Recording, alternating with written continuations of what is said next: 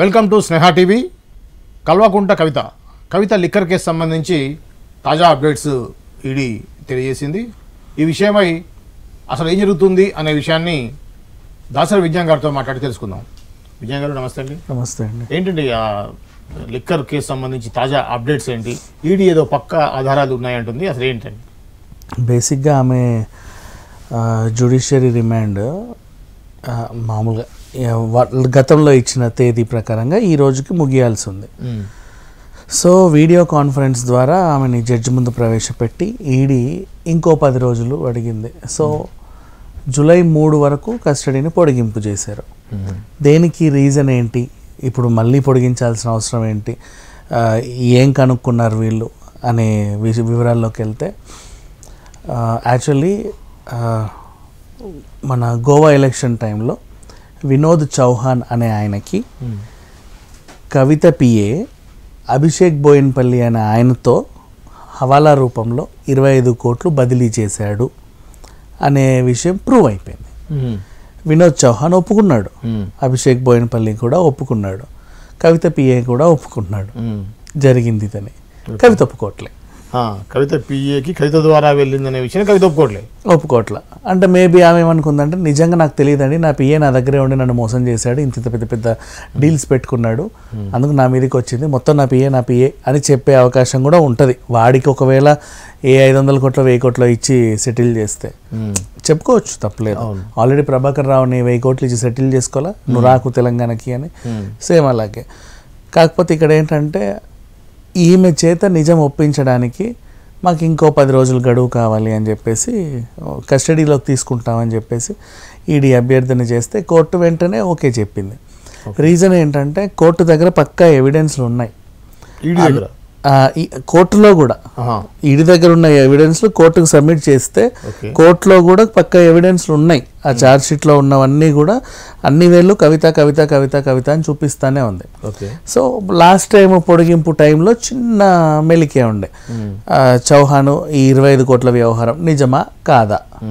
ఇప్పుడు ఈ కస్టడీ పొడిగింపులో వాళ్ళకి నిర్ధారించుకున్నారు, ఎస్ వినోద్ చౌహాన్కి 25 కోట్లు హవాలా రూపంలో అందాయి.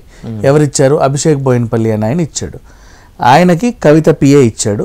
ఆ పిఏకి ఎవరు ఇచ్చారు అనేది క్వశ్చన్ మార్క్. ఇప్పుడు అది రాబట్టాలి. ఓకే, కవితే ఇచ్చిందా, లేకపోతే ఆ కవితను కూడా పిఏ మోసం చేసి ఆమెకు తెలియకుండా డబ్బులు తీసుకెళ్ళి ఇక్కడ ఇచ్చాడా, ఇలాంటి వ్యవహారం తెలియాల్సి ఉంది.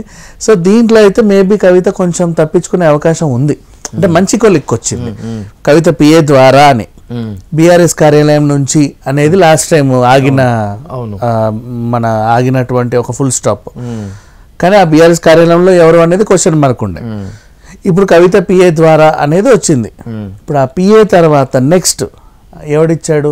పిల్ల ఇచ్చాడా, లేకపోతే ఆ బుచ్చిబాబు సిఏ చార్టెడ్ అకౌంటెంట్ ఇచ్చాడా, కవిత ఇచ్చిందా?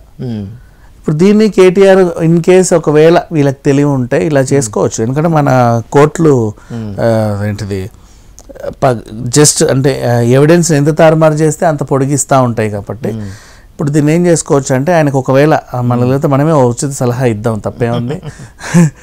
ఆ పిఏని వీళ్ళు కొనుక్కుంటే ఇన్ని డబ్బులు ఇచ్చి నీ లైఫ్ సెటిల్ చేసిపోతాం బీభత్సంగా. ఇన్ కేస్ నెక్స్ట్ టైం ఎలక్షన్స్లో మేము నిలబడేటప్పుడు నీకు ఒక మంచి కీలక పదవి ఇస్తాం, లేదా ఇంకా కావాలంటే నీకు వర్కింగ్ ప్రెసిడెంట్ కింద అసిస్టెంట్కి ఇస్తాం, ఇంకా బోల్డ్ అన్ని ఆఫర్లు ఇస్తాం, మీ ఆవిడకి ఇంత బంగారం ఇస్తాం, నీ పిల్లల్ని ఇలా స్కూల్లో వేపిస్తాం, ఇన్ని కోట్లు డిపాజిట్ చేస్తాం, ఓ పని చేయి, నువ్వే ఒప్పుకో, కవితకి ఏం తెలియదండి, మా మేడం నిర్దోషి, ఆమెకు తెలియకుండా నేనే డబ్బు కకృతి పడి బీరువా తాళాలు కొట్టేసి ఆ డబ్బులు తెచ్చి ఇచ్చానండి అని చెప్పు అని చెబితే అక్కడ ఆగొద్ది.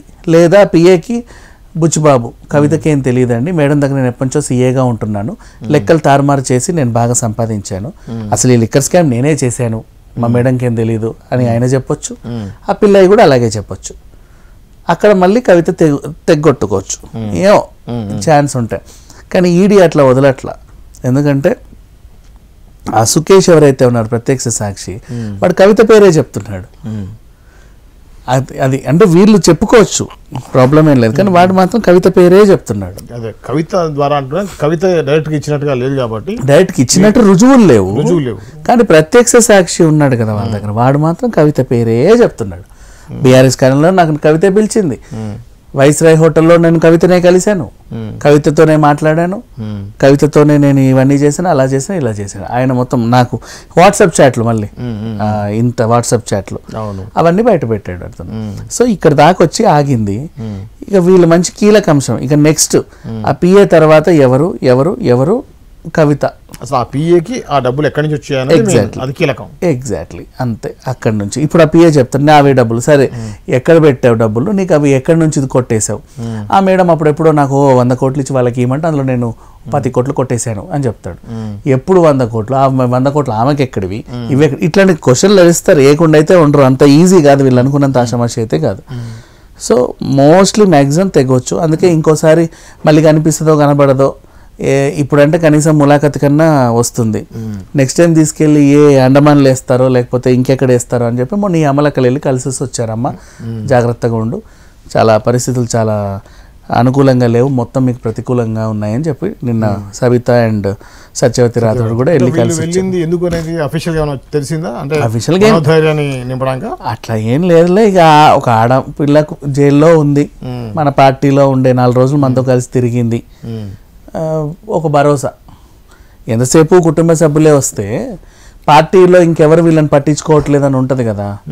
2 మహిళలు ఇలా పర్వాలేదు, పార్టీలో కూడా వీళ్ళకి ఆ సింపతి ఉంది, అందరూ వీళ్ళ తరఫున ఉన్నారని ఒక ఇది క్రియేట్ చేయడానికి ఇద్దరిని తీసుకెళ్ళి వచ్చారు అంతే. పెద్ద దీంట్లో ఏమీ లేదు.